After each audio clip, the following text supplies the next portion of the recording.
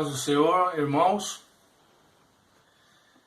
Eu quero deixar aqui uma palavra para todos neste momento, que se encontra no livro de João, no capítulo 7, a partir do versículo 37. E diz assim essa palavra: a promessa do Espírito Santo. E no último dia, o grande dia da festa, Jesus pôs-se em pé e clamou, dizendo: se alguém tem sede, venha a mim e beba.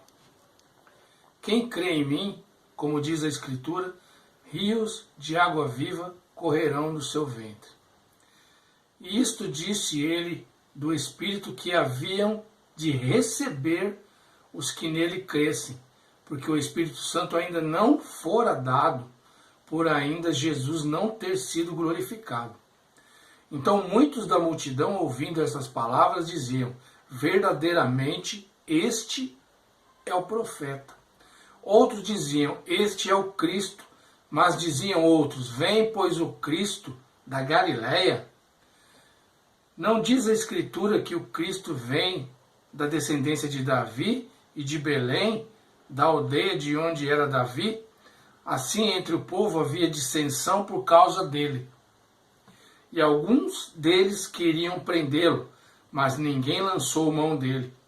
E os servidores foram ter com os principais sacerdotes e fariseus, e eles lhes perguntaram: por que não o trouxeste? Responderam os servidores: nunca homem algum falou assim como este homem. Responderam-lhe, pois, os fariseus: também vós fostes enganados? Creu nele, porventura, algum dos principais e dos fariseus? Mas esta multidão que não se sabe a lei é maldita. Nicodemos, que era um deles, os que de noite fora ter com Jesus, disse-lhes: porventura condena a nossa lei um homem sem primeiro o ouvir e ter conhecimento do que faz? Responderam eles e disseram-lhe: és tu também da Galileia? Examina e verás que da Galileia nenhum profeta surgiu. E cada um foi para a sua casa. Nos tempos de acordo com a situação que nós estamos vivendo, esse último versículo ele cai como uma luva, né? E cada um foi para a sua casa. É o que mais nós temos ouvido falar. Vá cada um para a sua casa, fique cada um em sua casa, não é verdade? E a gente já começa a observar aqui uma grande diferença entre os fariseus, os escribas e o Senhor Jesus.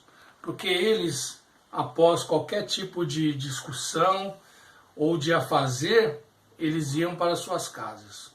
E Jesus, nós bem sabemos que não tinha nem aonde reclinar a sua cabeça para descansar, não é verdade? Mas essa palavra, ela nos ensina a seguinte coisa: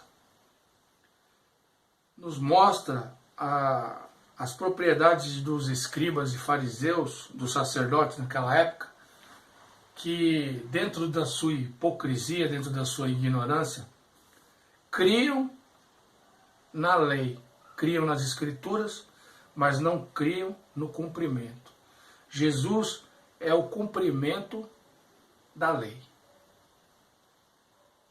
A partir desse momento começava o cumprimento das escrituras.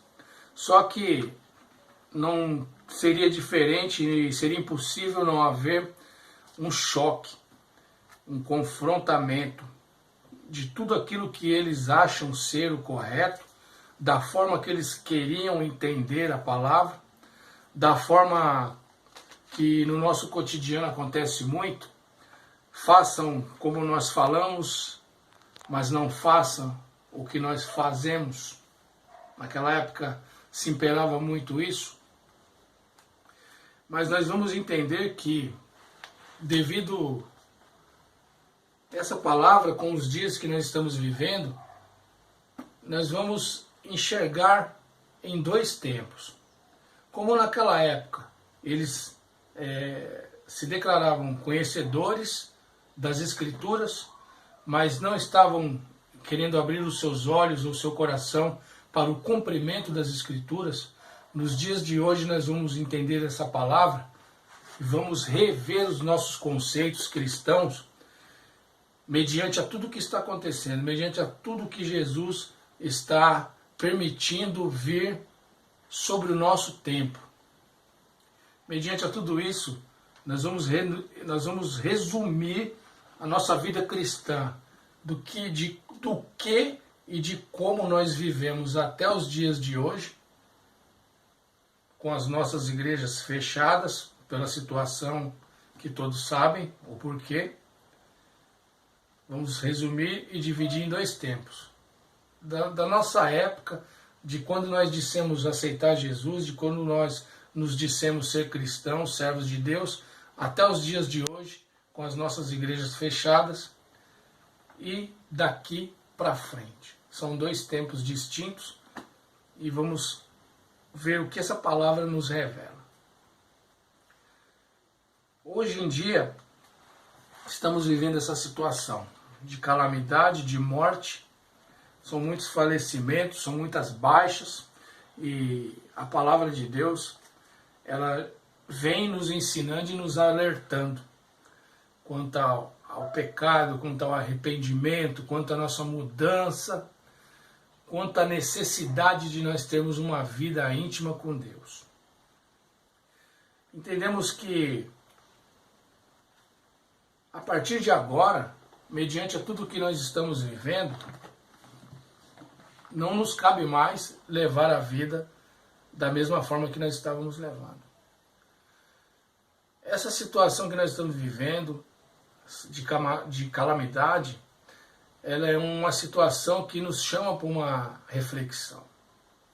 Nós observamos na palavra que dentre aqueles que arrazoavam e tentavam culpar Jesus, tentavam de alguma forma prender Jesus, parar o ministério de Jesus, existiu entre eles um chamado Nicodemos que abriu os olhos e, respectivamente, o seu coração para a verdade e foi abalado, foi impactado pela verdade de Cristo.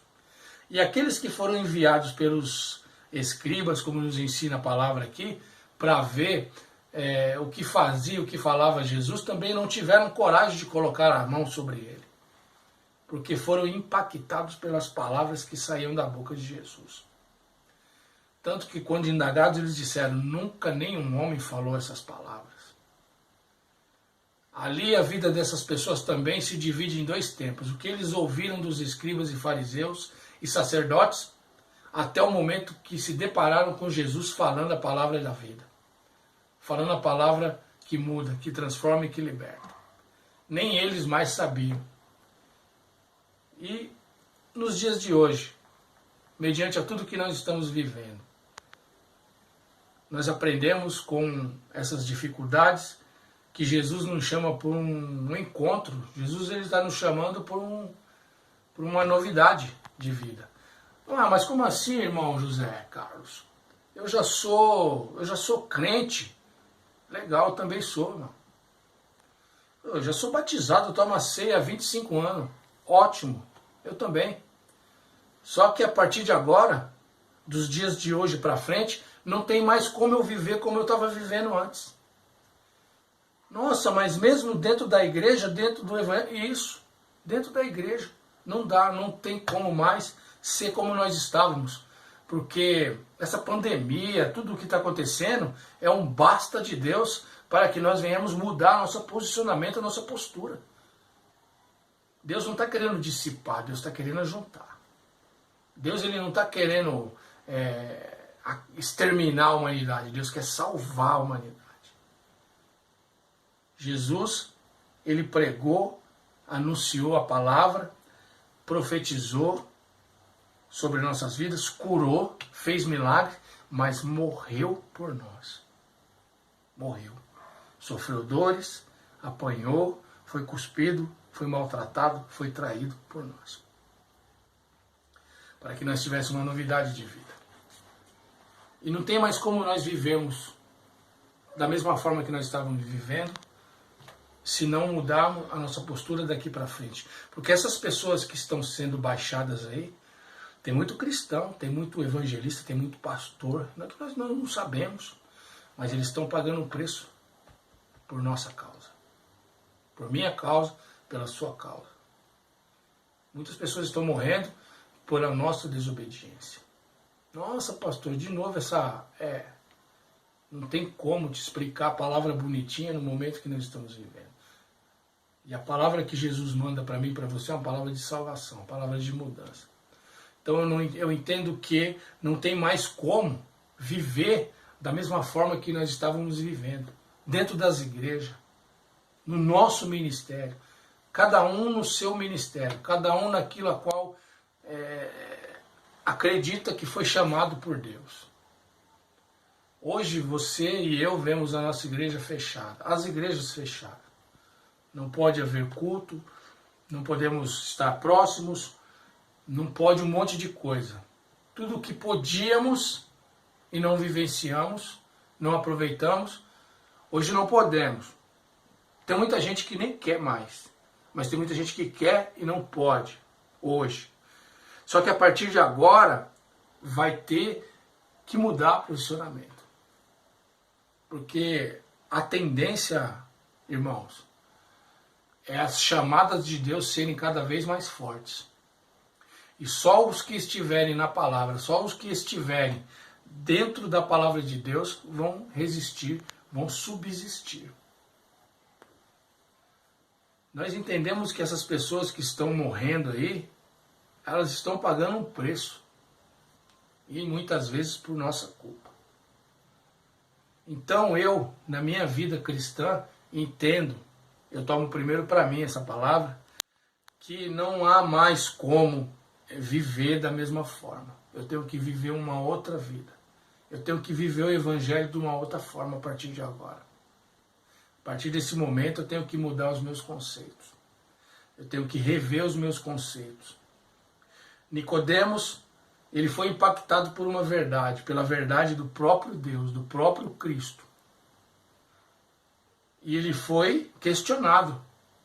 Quem sabe até o momento de hoje você poupou ser questionado por alguém, pelo seu esposo, pela sua esposa, pelos seus pais, pelo seu círculo de amigos. Você se poupou ser questionado porque você não tomou um partido, você não escolheu um lado. Não sei, quem é que sabe? E muitas vezes nós dizemos que tomamos o partido de Cristo, dizemos até o dia de hoje, até o último dia que você cultuou na sua igreja, até o último dia que eu cultuei na minha igreja, que eu tive a oportunidade de ministrar uma palavra na minha igreja. Eu disse que estava ali, que o meu partido era Cristo, que eu estava vivendo o Evangelho. Só que quando um irmão que não me agradava subia na tribuna para pregar, eu me prestava ao papel de se levantar e ir embora. Ou então eu saía da minha casa para ir cultuar e me prestava ao papel de ficar em outro departamento da igreja que não fosse a nave da igreja, para ouvir a ministração, para ouvir a palavra. Estava sendo, nos tempos antes da igreja fechada, estava sendo mais interessante ficar no banheiro, no estacionamento, em qualquer outro lugar, menos na nave da igreja.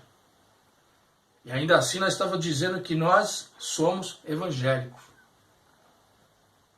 Hoje tem pessoas pagando preço por nossa causa. Hoje tem pessoas pagando preço por causa da nossa desobediência. Tem pessoas pagando preço hoje pela nossa hipocrisia.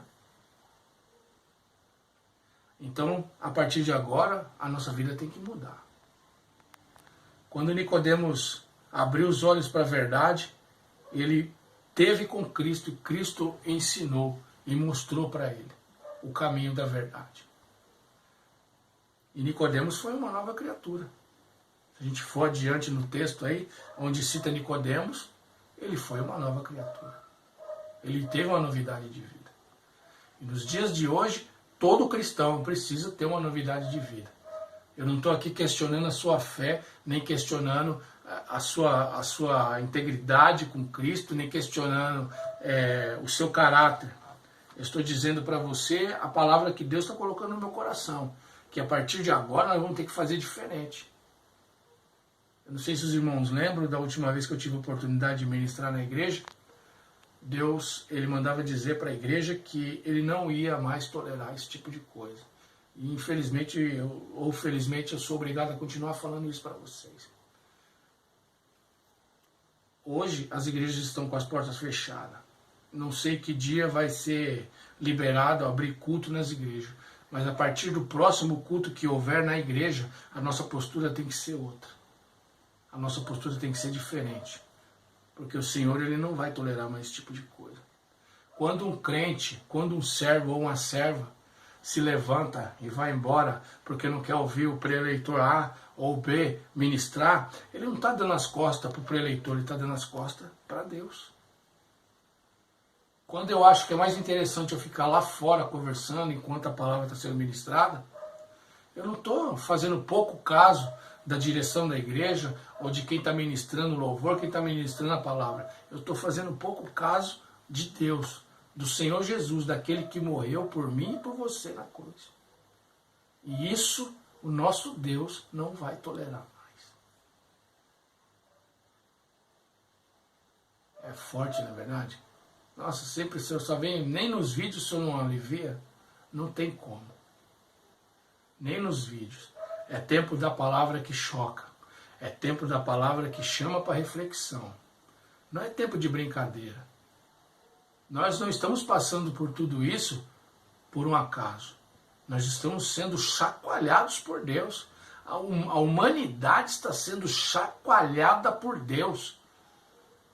Deus não vai permitir mais que o nome dele seja tratado, desrespeitado, dessa ou de tantas outras maneiras. E a hipocrisia tem que estar fora da nossa vida cristã, fora do evangelho, fora das igrejas. Não adianta nós pegarmos a palavra e falar com aquelas pessoas que estavam lá naquele carnaval, onde figuraram uma pessoa como Cristo, arrastaram ele no cimento, onde já se viu fazer uma coisa daquela, mas só que no domingo eu me arrumo, ponho um perfume bonitinho, vou para a igreja e passo o culto inteiro para o lado de fora da igreja. Se eu não estiver fazendo pior do que aquelas pessoas. É essa mudança que nós vamos ter que colocar em prática a partir de agora, a partir do nosso primeiro culto de portas abertas. Nossa conduta vai ter que mudar. A nossa adoração vai ter que mudar. Que adoração é essa? Que tipo de adoração é essa? Adoração só quando a palavra fala me agrada? Quando a palavra me exorta, o pregador cheio de querer. Você está falando isso de Deus, não é do pregador. O pregador está lá fazendo o que Deus manda. Então é sério, igreja, eu não vou me prolongar porque não tem necessidade. Somos todos adultos. Todos somos cientes do que estamos passando e por que estamos passando. Temos hoje a condição de mudar isso. Temos a condição de mudar. A palavra de Deus, ela nos ensina que quando nós vivemos debaixo da graça de Deus, debaixo da autoridade de Deus, com diligência, com temor, Ele nos livra do mal. Ele nos livra do pecado. Ele livra a nossa família. Ele salva a nossa casa. Atos 16:31 diz, crê no Senhor Jesus, será salvo tu e a tua casa. Ele promete na palavra dele, como eu preguei para vocês há uns dias atrás, que nem o mal vai se chegar à minha tenda, nem a tua, nem seta, nem coisa alguma. Mas lembre-se disso. Vamos dividir a nossa história cristã em dois tempos. O que vivemos até agora e o que vai ser a partir do momento que nós abrimos as portas da nossa igreja, novamente. Como é que a gente vai agir? Como é que a gente vai se portar? Diligentemente no Evangelho, porque eu acredito que tem muita gente inocente pagando um preço. E nós somos conscientes do que é certo e o que é errado. Tem muita gente que não conhece a palavra. E aquele que já ouviu o Evangelho não é tido como inocente por Deus. Nós não somos inocentes. Nós sabemos tudo o que está acontecendo e por que está acontecendo. Amém? E que você possa receber essa palavra. É uma palavra de exortação para mim e para a sua vida. mas é uma palavra também que transforma nossas vidas, como transformou a vida e a visão de Nicodemos. Deus quer transformar a nossa visão, quer transformar a nossa vida e quer mudar o nosso conceito. Ainda que você venha a ser questionado por pessoas que se digam inteligentes, sábias, mas o Senhor vai te honrar. O Senhor honra você. Amém? Deus os abençoe.